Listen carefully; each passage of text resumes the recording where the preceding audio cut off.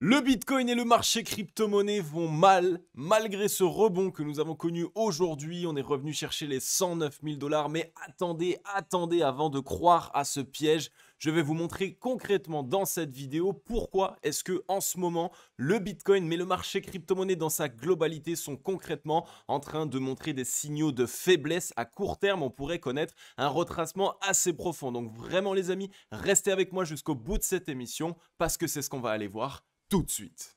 Even when you feel low, you can still go. Even when you feel slow, you can still go. Even when there's no hope, you can still go. I never answer to no, man, I still go.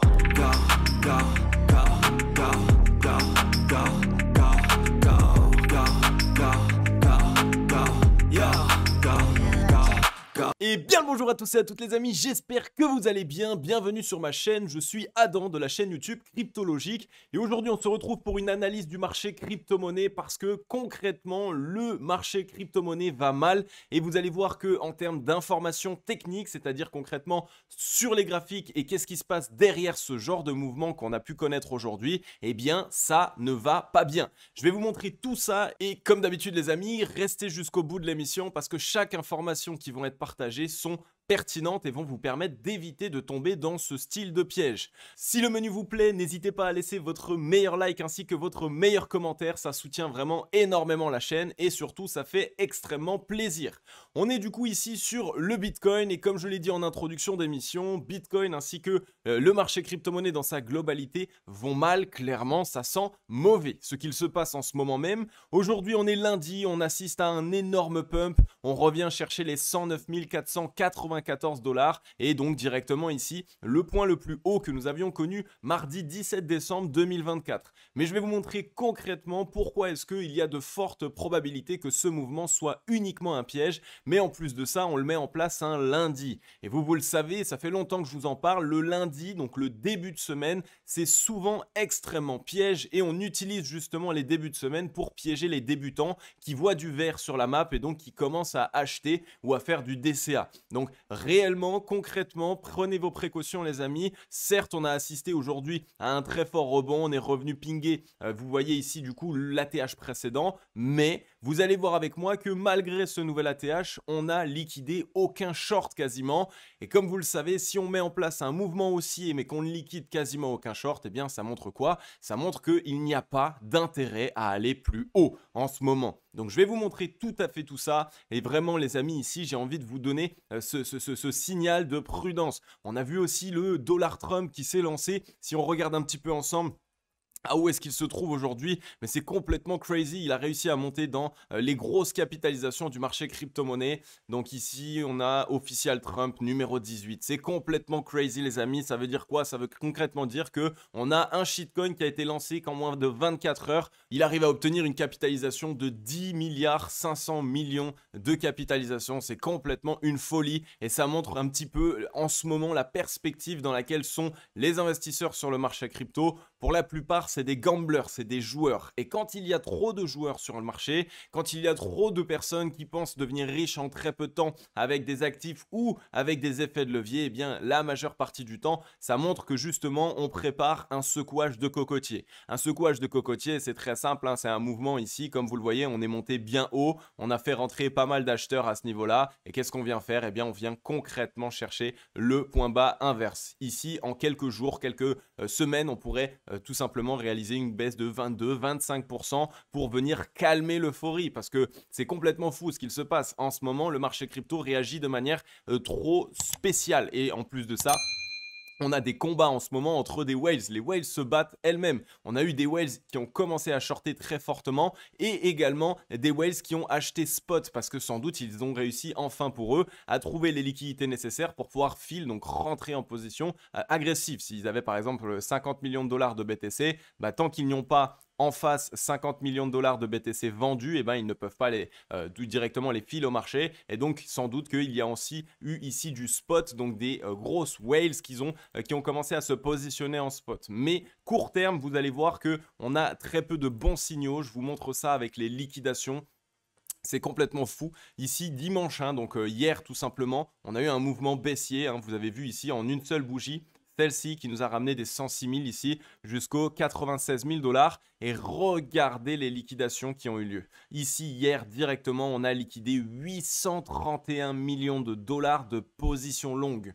On parle d'un dimanche, un seul mouvement baissier qui ici n'est pas forcément en plus très gros. C'est juste ici une seule chandelle qui vient se mettre en place et on liquide quasiment 1 milliard de dollars de position longue. C'est complètement fou. Ça montre concrètement qu'il y a eu un FOMO, vraiment énormément d'investisseurs débutants, de traders également, qui ont ouvert longue avec beaucoup d'effets de levier sur la cassure des 100 000 $.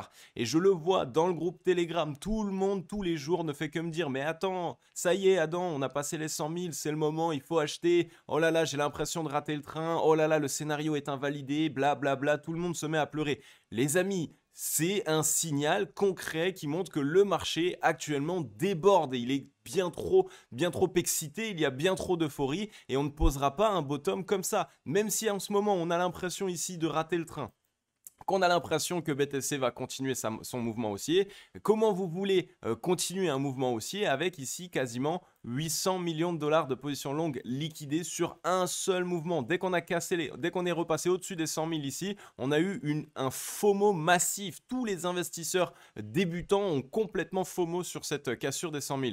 Donc tout ce qu'on est en train de faire là lundi, c'est montrer quoi? C'est de nouveau de continuer ce piège. On reste un peu au-dessus des 100 000, on fait un nouvel ATH. Donc là, vraiment, tous les débutants commencent à se positionner fort. Là, ça va être le moment. Ils pensent vraiment que ça y est, ils vont devenir riches. Et pour ma part, je pense toujours qu'on va aller concrètement les prendre de contre-pied et aller chercher sous la mèche potentielle précédente. Donc attention ici, on a un peu une épée de Damoclès au-dessus de la tête. On peut s'attendre à une potentielle correction ici de 20-25% sur Bitcoin à court terme. Donc vraiment restez prudent parce que ici, comme dit, les liquidations longues, c'est complètement fou et on voit que les longues sont tellement agressifs. Ça montre concrètement que on ne va pas poser un bottom ici. Je vous ai déjà expliqué, quand tout le monde long, quand tout le monde se dit que ça y est, c'est le moment, il faut acheter, ils vont devenir riches, etc. Eh bien, qu'est-ce qui se passe la majeure partie du temps? C'est concrètement l'inverse qu'on va faire.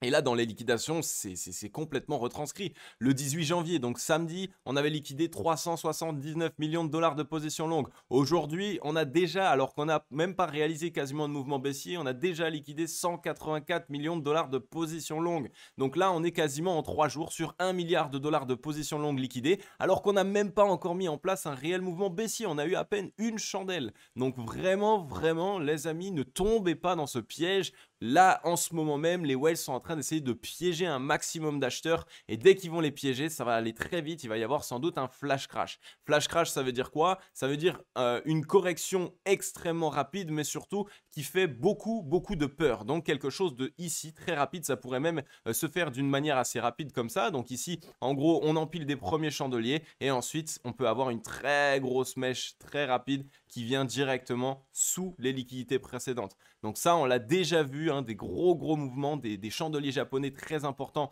se mettre en place comme ceci sur le marché crypto quand on a trop ici de personnes qui sont en train de FOMO. Là, on le voit en fait, clairement, il y a tellement de personnes qui FOMO que ça ne nous montre même pas que la pression vendeuse est plus forte que la pression acheteuse sur le graphique. Mais en tout cas, si on regarde sur le momentum, ici par exemple, donc là on est en 4 heures, sur le MACD, c'est ici les divergences baissières. Donc on voit concrètement que la force est actuellement plus du côté des vendeurs, mais sous les radars. Ici, on voit sur le momentum des ventes plus fortes que des achats, alors que sur le graphique, on voit qu'on fait des plus hauts de plus en plus hauts. Et ça, c'est justement, encore une fois, un signal qu'il y a beaucoup de ventes qui sont en train d'être effectuées et que de l'autre côté, les investisseurs débutants, eux, ils ont l'impression de rater le train, donc ils achètent massivement. Donc là encore, on est sous la zone de neutralité. Donc ça montre quoi? Ça montre clairement qu'on est ici normalement au dernier mouvement. On est dans la zone qui est dominée par les vendeurs. Donc attention encore une fois, malgré ce rebond, pour l'instant, nous n'avons pas de signaux de reprise haussière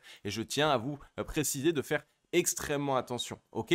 Donc là, en fait, on a pingé du coup le top précédent. Pour l'instant, on va voir sur la clôture d'aujourd'hui. On aimerait évidemment voir une clôture sous les 106 700. Ça nous permettrait ici de voir concrètement que on est juste venu chercher le plus haut précédent et que finalement, on a les signaux pour pouvoir aller chercher plus bas cette fois-ci. Mais en tout cas, concrètement, je peux vous assurer que c'est extrêmement rare que le marché crypto puisse poser un bottom dans ces conditions-là. Beaucoup trop de longues avec des effets de levier, beaucoup trop d'euphorie sur le marché crypto, trop de personnes qui se bousculent en ce moment pour essayer d'acheter. Et de l'autre côté, on a concrètement des whales qui sont en train d'essayer d'exit un parti leur liquidité. Donc vraiment, on va rester prudent. Si demain, évidemment, ou après-demain, il venait à y avoir une invalidation du scénario, je vous l'expliquerai et je m'excuserai dans l'idée globale, mais concrètement, actuellement, je n'achèterai pas ça. C'est assez particulier, mais ce qui se passe en ce moment sur le marché crypto, c'est moche. On a vraiment ici des signaux que le marché crypto est en train, peut-être à court terme ici, d'arriver à saturation et qu'il a besoin d'un mouvement baissier plus conséquent. Beaucoup trop de liquidation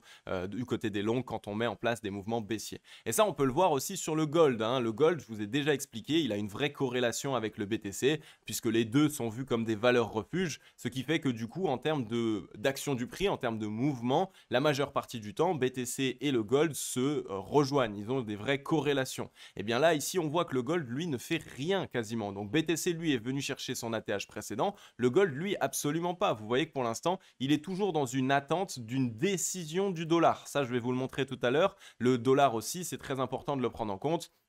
Et c'est ce qui fait aussi que actuellement, on n'a pas de réelle décision de la part des valeurs refuges. Par contre, ici, comme j'ai dit, le gold est tout simplement revenu chercher ici les liquidités précédentes et on voit que pour l'instant, il est clairement dans un signal plutôt baissier. On voit surtout qu'on est sur des divergences baissières ici. Tac, tac.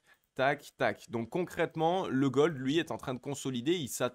Il est peut-être en train même de se préparer à faire un petit mouvement baissier avant de se relancer plus tard, d'ici quelques semaines. Mais en tout cas, pour l'instant, il n'a aucune décision acheteuse. Et on voit que ce mouvement-là de consolidation sur le gold, là, eh bien, il est en train d'essouffler les acheteurs. Et ça, c'est un mauvais signe. Quand on consolide et qu'on essouffle les acheteurs, ça montre tout simplement que du coup, ce sont les vendeurs qui sont en train d'essayer de reprendre la main et qui préparent un mouvement. Donc attention sur le gold, on pourrait s'attendre à un potentiel mouvement baissier dans un premier temps. Et comme je vous l'ai expliqué tout à l'heure, Bitcoin et le gold sont quand même corrélés en termes de prix et en termes d'action du prix. Donc si le gold venait à marquer un top comme cela et à commencer à retracer, ça montrerait que sur BTC, justement, on est aussi en train de préparer ce type de mouvement-là. Donc pareil, vraiment prudence là aussi. Le gold nous invite à nous montrer justement qu'il faille rester prudent parce que pour l'instant, on n'a pas de réelle prise de décision et surtout, on voit que les acheteurs s'essoufflent à court terme.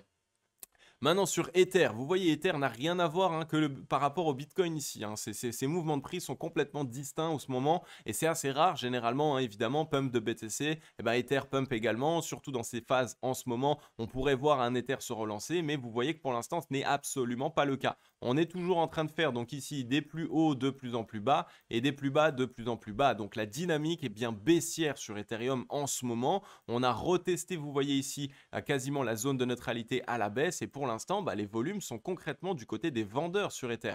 Donc là aussi, encore un signal pour nous dire de faire attention sur Bitcoin. On voit que sur Ether, c'est beaucoup plus lisible selon moi. On a concrètement ici de la vente qui est en train de se faire et de la vente plus importante ici que de l'achat et surtout plus importante que sur Bitcoin. Donc restez prudent en ce moment ici. On voit concrètement qu'Ether n'a pas pris de décision. Il reste dans une dynamique qui est plutôt baissière. On voit que on a revenu chercher la trendline haussière, mais on a, attention, la trendline baissière. Donc là, ici, si on devait se retourner, ça pourrait nous ramener ici dans la zone de rechargement acheteuse sur Ethereum. Donc on pourrait aller visiter entre les 2879 et les 2545. Donc attention là encore sur Ethereum, on a l'impression qu'un mouvement baissier est en train de se préparer et je vous en ai déjà parlé. Pour moi, quand on aura vraiment cette deuxième jambe haussière du bull run, ce sera après une phase de capitulation. En ce moment et actuellement, on n'a pas eu de phase de capitulation, donc il va falloir aller la chercher selon moi. Donc là encore, pareil sur Ether, je conserve ma vision. Selon moi, on est encore dans une dynamique qui est baissière. Et pour les personnes qui achètent ici, vous avez de grandes probabilités d'être en train d'acheter tout simplement le retest de la trendline haussière. Donc vraiment, encore une fois, protégez-vous et évitez de rentrer dans ce type de piège-là.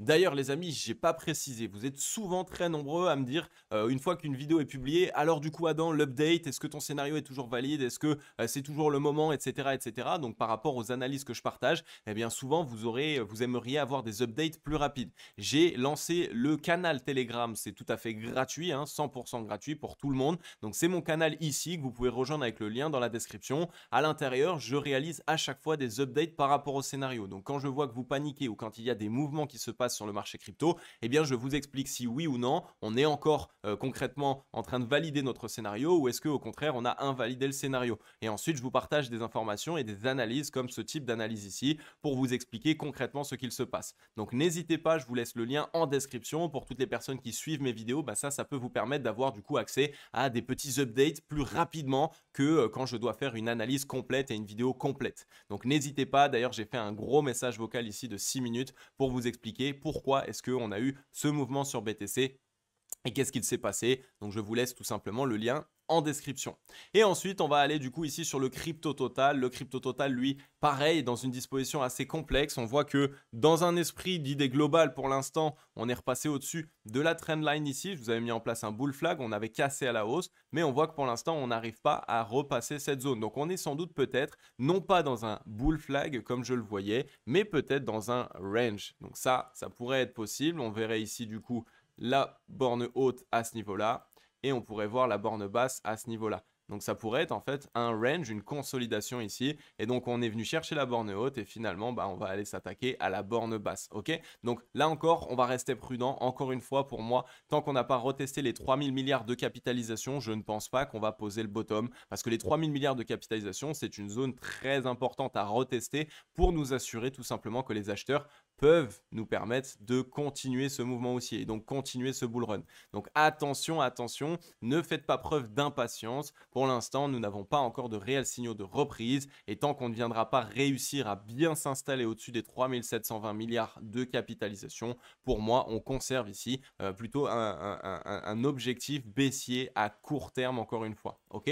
Et ensuite, le dollar aujourd'hui, je ne peux même pas vous l'analyser puisque en fait, c'est férié tout simplement. Mais comme dit, on est toujours ici dans une non-décision de la part du dollar. On est dans une zone de résistance et je vous l'ai dit, pour moi, pendant encore 1 à 2 semaines, le dollar, il va s'amuser un petit peu ici, tac, à faire ce genre de mouvement, histoire que personne ne comprenne ce qu'il se passe, que ça mette un peu la pagaille sur les marchés financiers et ensuite démarrer un fort mouvement baissier qui là, soit à court terme, va impacter tous les marchés et donc il y aura vraiment ce que j'ai dit tout à l'heure, c'est-à-dire un flash crash très rapide, soit évidemment, eh bien, de l'autre côté, on aura déjà fait notre baisse sur le marché crypto et donc on pourra poser un bottom et nous relancer parce que quand le dollar baisse, eh bien généralement le marché crypto monte, d'accord? Donc restez absolument prudent par rapport à tout ça. J'ai concrètement voulu vous mettre en place cette analyse pour que vous arriviez à comprendre que le marché crypto là actuellement n'est pas prêt pour un bottom, du moins par rapport à ce qu'on y voit. Beaucoup trop d'acheteurs, beaucoup trop d'euphorie, trop de personnes qui sont en train de faire n'importe quoi. Et généralement, dans ces phases de marché, c'est surtout les phases dans lesquelles il ne faut pas investir et il vaut mieux surveiller, il vaut mieux regarder ce qu'il se passe. D'accord? Donc attention, comme expliqué, pour moi, on conserve mon scénario. Ne vous inquiétez pas, de toute façon, on se retrouve demain dans la prochaine émission pour que je puisse vous montrer un petit peu ce qu'il s'est passé entre-temps. Mais voilà. Restez de ce côté-là, n'hésitez pas à rejoindre le canal d'ailleurs si vous voulez mes updates plus rapidement. Et comme d'habitude les amis, je vais vous souhaiter à tous et à toutes une agréable journée ou une agréable soirée. C'était Cryptologique. Ciao, bye bye.